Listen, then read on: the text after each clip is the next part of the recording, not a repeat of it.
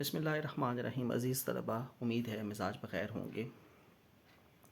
ہمارا اردو گرامر کا جو سلسلہ چل رہا تھا اس میں ہم ایک انتہائی معرکۃ الآراء موضوع پر گفتگو کر رہے تھے، جو کہ ترکیب نحوی ہے۔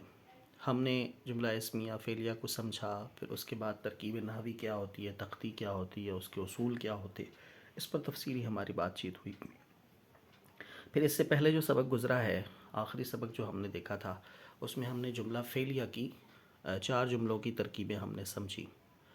آج ہم خصوصاً جملہ اسمیہ کو دیکھ رہے ہیں۔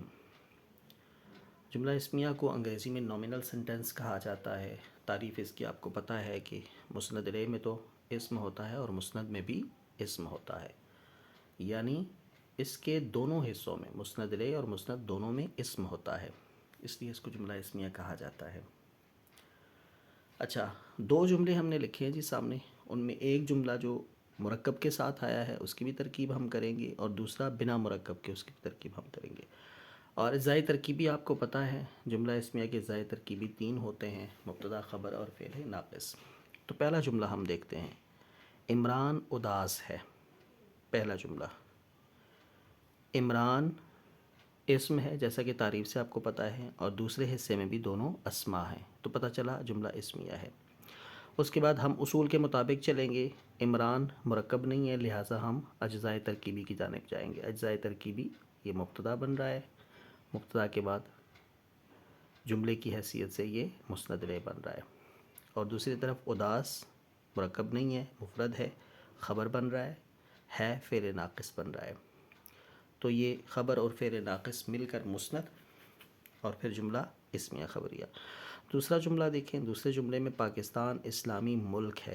اب یہاں پہ مرکب توصیفی آیا ہے جو دوسرے حصے میں ہے، یعنی خبر کی جگہ پہ مرکب توصیفی آیا ہے، تو پاکستان تو جوں کا توں مبتدا ہوگا اور مسند الیہ بن جائے گا، لیکن اسلامی ملک جو خبر کی جگہ مرکب توصیفی آیا ہے، ہم اس کو الگ الگ کر کے پہلے سمجھیں گے، پھر اس کے بعد اس کو خبر بنائیں گے۔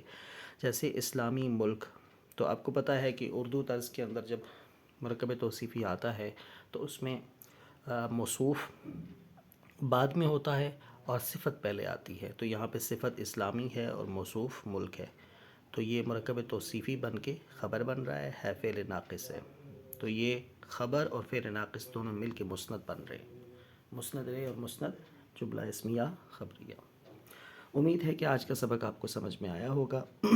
آسان تھا، اس میں ہم نے بالکل سادہ سی اقسام جملہ اسمیہ کی ہم نے دیکھی ہیں، اور ان کے 2 جملے ہم نے لکھے ہیں اور ان کی ترکیبیں کی ہیں۔